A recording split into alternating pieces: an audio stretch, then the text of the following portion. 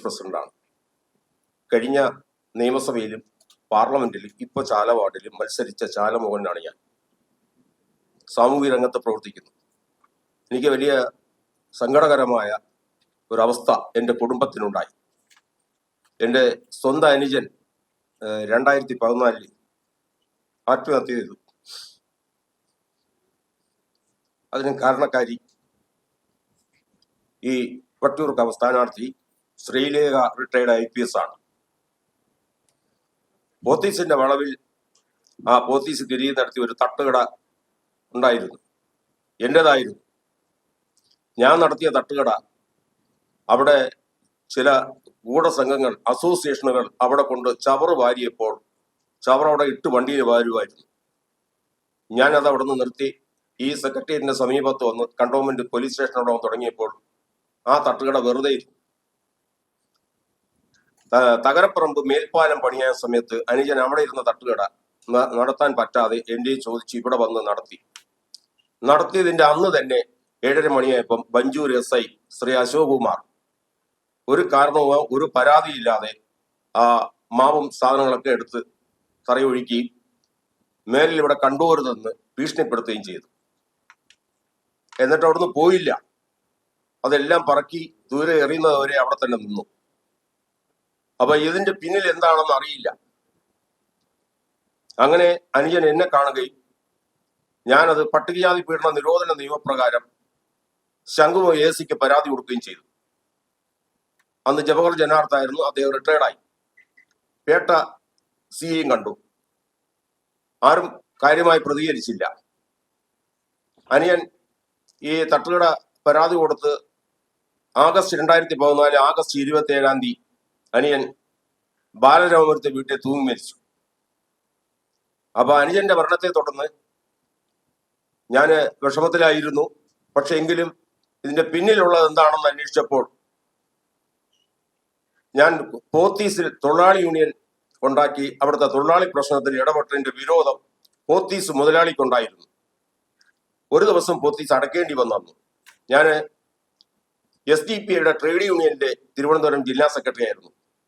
അപ്പോ കായികപരമായി എന്നെ നേരിടാൻ പറ്റാത്തത് കൊണ്ട് പോത്തീസ് മുതലാളി ഈ ചട്ടിക്കുളങ്ങര, ഞാൻ താമസിക്കുന്ന ചട്ടിക്കുളങ്ങര പോത്തീസിന്റെ താഴെയാണ്, അവിടുത്തെ കുന്നുംപുറം റെസിഡൻസ് അസോസിയേഷന്റെ ഭാരവാഹികളും കൂടെ ചേർന്ന്, ഞാനും അവരും തമ്മിൽ 2009 മുതൽ പ്രശ്നങ്ങളുണ്ട്, അവരും കൂടെ ചേർന്ന് ഇന്നത്തെ സ്ഥാനാർത്ഥി വട്ടിയൂർക്കാവ് സ്ഥാനാർത്ഥി ശ്രീമതി ശ്രീലേഖ അവരെയും കൂടെ സ്വാധീനിച്ചുകൊണ്ട് ഈ തട്ടുകട തടഞ്ഞതാണ്. അത് വ്യക്തമായി കിട്ടിയത് തട്ടുകട ഇവർക്ക് അതിൽ കൂടുതൽ ബന്ധം ഉണ്ടാവാൻ കാര്യം ഈ പോത്തീസിന് തൊട്ട് താഴെ ചേർന്നിരിക്കുന്ന വീട് ഇവരുടെ അമ്മയുടെ വീടാണ്, കോവിൽ വിള വീടെന്നാണ്. തൊട്ടപ്പുറവും ഇപ്പുറവും ഉണ്ട്. ഈ അസോസിയേഷൻകാരും ഇവരൊക്കെ ബന്ധുക്കളാണ്. അപ്പൊ അനുജൻ മരിക്കുന്നതിന് മുമ്പ് തന്നെ വഞ്ചൂർ സ്കൂളിൽ റെസിഡൻസ് അസോസിയേഷനുടെ ഒരു മീറ്റിംഗ് ഉണ്ടായിരുന്നു. ആ മീറ്റിങ്ങിൽ ഞങ്ങൾ പോയി പരാതി കൊടുത്തു. DCP ബഹുമാനപ്പെട്ട അജിത ബീഗോ ആയിരുന്നു. അപ്പോൾ ആ പരാതി സമയത്താണ് ഈ അസോസിയേഷന്റെ ഭാരവാഹികൾ പറഞ്ഞത് തട്ടുകട തടഞ്ഞത് ഞങ്ങളല്ല, ശ്രീലേഖ IPS ആണ് തടഞ്ഞതെന്ന് അവിടെ പറയുകയാണ്. അപ്പോഴാണ് എനിക്ക് വ്യക്തമായത്. അനിയന്റെ മരണത്തെ തുടർന്ന് ബാലനാപുരം പോലീസ് സ്റ്റേഷനിൽ FIR ഇട്ടു. സ്വാഭാവിക മരണത്തിന് കേസെടുത്തു. അതിനുശേഷം DCPക്ക് ഞാൻ പരാതി കൊടുത്തു. ഞാൻ പരാതി കൊടുക്കാൻ വേറെ കാരണം കൂടെ ഉണ്ട്. ഞാൻ സിറ്റി പോലീസിന്റെ തിരുവനന്തപുരം ജില്ലാ സിറ്റി പോലീസ് കമ്മീഷണറെ SC/ST ജില്ലാതല മോണിറ്ററിംഗ് കമ്മിറ്റി മെമ്പർ കൂടെയാണ്. അപ്പോൾ അജിത ബീഗത്തിന് മാഡത്തിന് ഇത് മനസ്സിലായി. അവരന്വേഷിക്കാൻ crime branch ACP Shri KE Baiju അദ്ദേഹത്തിന് നിർദ്ദേശം കൊടുത്തു. അദ്ദേഹം ഒരു മനോഹരൻ എന്ന് പറഞ്ഞ ഒരു ക്രൈം SIയെ കൊണ്ട് എന്നെ ഭീഷണിപ്പെടുത്തി സ്റ്റേറ്റ്മെന്റ് എടുത്തു. ഞാൻ ഇറങ്ങിപ്പോയി. തിരിച്ച് അദ്ദേഹം ഒരു SI വിട്ട് എന്നെ വിളിച്ചു എന്ന് പറഞ്ഞു, അത് കൊടുക്കണം മാഡത്തിന്, ഞങ്ങൾക്ക് മറുപടി കൊടുക്കണമെന്ന് പറഞ്ഞു. അതിന് ഇത് കഴിഞ്ഞ് ഇവരുടെ ഇത് പറഞ്ഞതുകൊണ്ടും എനിക്ക് ബോധ്യപ്പെട്ടതുകൊണ്ടും ഞാൻ ഇവരുടെ ട്രാൻസ്പോർട്ട് കമ്മീഷണർ ആയിരിക്കുമ്പോൾ ഞാൻ ട്രാൻസ്പോർട്ട് ഭവനിൽ പോവുകയാണ്. നേരിട്ട് പോയി ചോദിക്കുകയാണ്, നിങ്ങൾ ഇതെന്താണ് ചെയ്തത്? കാര്യം ഇവരെ അറിയാലോ, അടുത്തല്ലേ താമസം. ഓരോ പറഞ്ഞ് തെളിവുണ്ടോ? ഞാൻ ആരെന്നറിയാമോ? വെറുതെ ജീവിക്കുന്നത് മര്യാദയ്ക്ക് ജീവിച്ചോ? അന്ന് എന്നെ ഭീഷണിപ്പെടുത്തി. ഇവർ അതേ വർഷം 2014 വനിതയ്ക്ക് ഒരു അഭിമുഖം കൊടുത്തിരുന്നു വനിതാ മാഗസിനിൽ. എന്റെ കാക്കി പലരെയും ദ്രോഹിച്ചിട്ടുണ്ടെന്ന് ഞാൻ അവരോട് ചോദിക്കുകയും ചെയ്തു. അപ്പൊ അവർ പറഞ്ഞത് അതൊന്നും ഞാൻ കൊടുത്തതല്ല. അപ്പൊ ഞാൻ പറഞ്ഞു അങ്ങനെയെങ്കിൽ നിങ്ങൾ എന്താ അവർക്കെതിരെ കേസ് കൊടുക്കാത്തെന്ന് ചോദിച്ചു. അപ്പൊ അവസാനം എന്നെ ഭീഷണിപ്പെടുത്തി അവിടെ നിന്ന് ഇറക്കി വിട്ട് ഞാൻ അവിടെ നിന്ന് പോയി.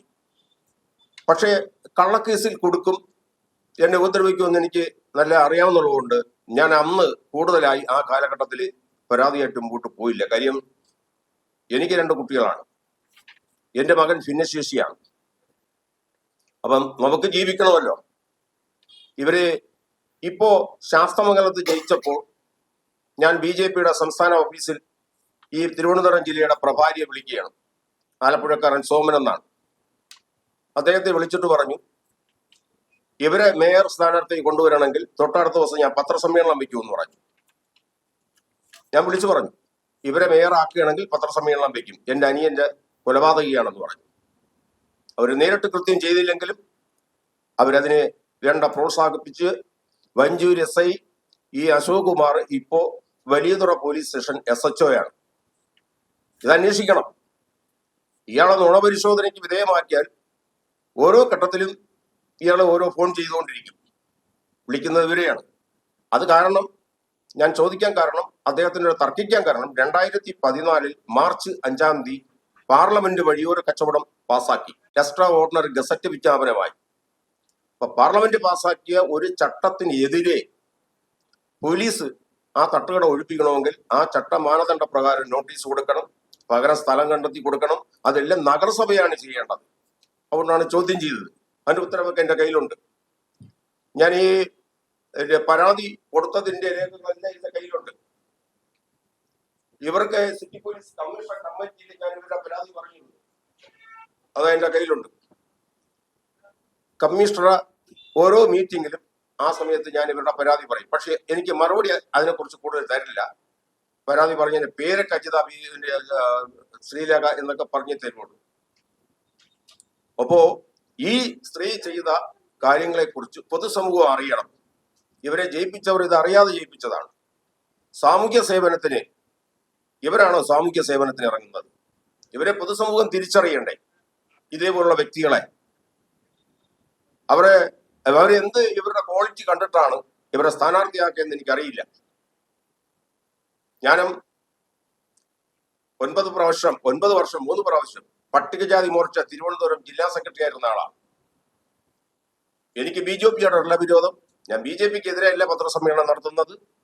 എന്റെ അനുജന്റെ കുടുംബത്തെ, പട്ടികജാതിക്കാരനായ എന്റെ അനുജന്റെ കുടുംബത്തെ അനാഥമാക്കിയ ഈ സ്ത്രീയെ, ഈ സ്ഥാനാർത്ഥിയെ ഈ കേരള സമൂഹം തിരിച്ചറിയണം. ഇവരിപ്പോ തെരുവ് ഡാൻസും ഒക്കെ കളിച്ച് ഇവര് മറ്റുള്ളവരെ പറ്റിക്കുകയാണ്. അപ്പൊ ഇവരുടെ കാക്കിയും ഇവരുടെ സർവീസിലിരിക്കുമ്പോൾ ഇവർ എന്തൊക്കെ ചെയ്തു എന്നുള്ളതിനാണ് എനിക്കിപ്പോ ഇവിടെ ഈ പത്രസമ്മേളനം വെക്കേണ്ടി വന്നത്. അപ്പൊ ഇത്രയും ദ്രോഹം ചെയ്തതാണ് ഇവരെ. ഞാനിതൊരു പത്രസമ്മേളനം വെറുതെ വെച്ചതല്ല, രാഷ്ട്രീയമായ ഒരു ആർക്കും പിന്താങ്ങാൻ വേണ്ടി വെച്ചതല്ല. എന്റെ മനസ്സിലെ വിഷമവും എന്റെ ദുഃഖവും, ആ കുടുംബവും അനാഥയായി. അനുജന്റെ ആദ്യത്തെ ഭാര്യ മരിച്ചുപോയി, അതിലൊരു കുട്ടിയുണ്ട്. ആ കുട്ടി സാമ്പത്തികമൊന്നും ഇല്ലാവുന്ന ഒരു പയ്യനെ സ്നേഹിച്ചു പോയി. 2 കുട്ടികളായിട്ട് കരിമുടം കോളനിയിൽ തന്നെ താമസമുണ്ട്. മറ്റു 2 കുട്ടികളും അമ്മയും ബാലനാവരത്തെ വീട്ടിലാണ്. ഒരു വലിയ ബുദ്ധിമുട്ടാണ്. അപ്പൊ ആ കുടുംബത്തെ ദ്രോഹിച്ച ഒരു സ്ത്രീയാണ് റിട്ടയർഡ് IPS ശ്രീലേഖ.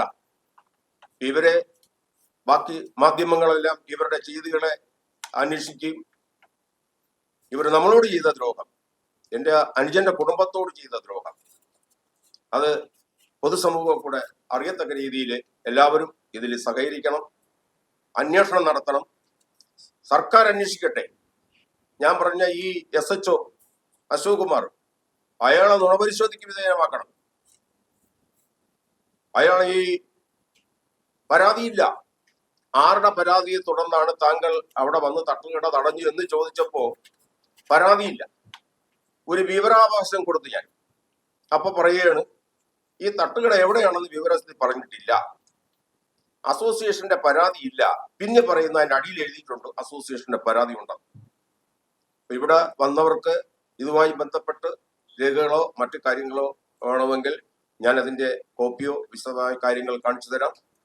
ഈ ഇപ്പോഴെങ്കിലും എനിക്കിത് പറഞ്ഞില്ലെങ്കിൽ എൻ്റെ മനസ്സിൽ കിടക്കുന്ന ഒരു വലിയ ദുഃഖമാണ്, വലിയ സങ്കടമാണ്. അതെനിക്ക് ഇപ്പോഴെങ്കിലും പറഞ്ഞേ പറ്റുള്ളൂ. അവരെ ഈ പൊയ്മുഖം വെച്ചുകൊണ്ട് പൊതുസമൂഹത്തെ സേവിക്കാൻ ഇറങ്ങിയിരിക്കുന്ന ഒരു സ്ഥാനാർത്ഥി ആയതുകൊണ്ടുകൂടി ഞാൻ ഈ പത്രസമ്മേളനം വയ്ക്കുന്നത് എന്ന് പറഞ്ഞുകൊണ്ട് ഞാൻ നിർത്തുന്നു.